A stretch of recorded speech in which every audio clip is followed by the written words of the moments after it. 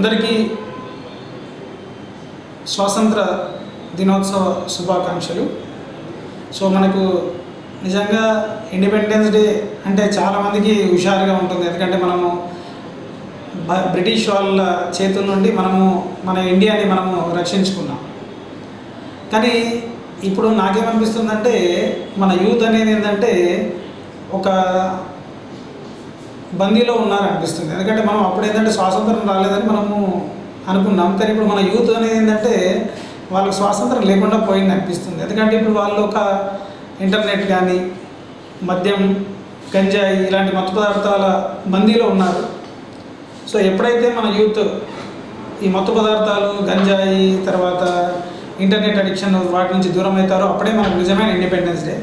So కాబట్టి తల్లిదండ్రులకు ఇచ్చే మెసేజ్ ఏంటంటే ఈ ఇండిపెండెన్స్ డే సందర్భంగా ప్రతి తల్లిదండ్రులు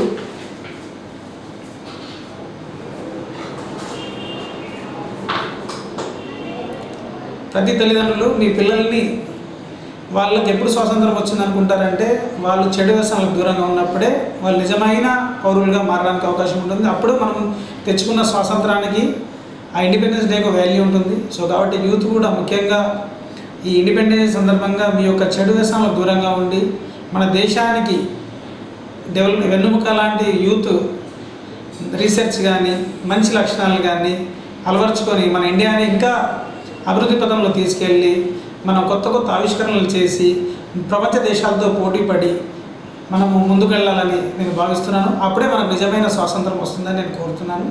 సో కాబట్టి మరొకసారి అందరికీ స్వాతంత్ర దినోత్సవ శుభాకాంక్షలు.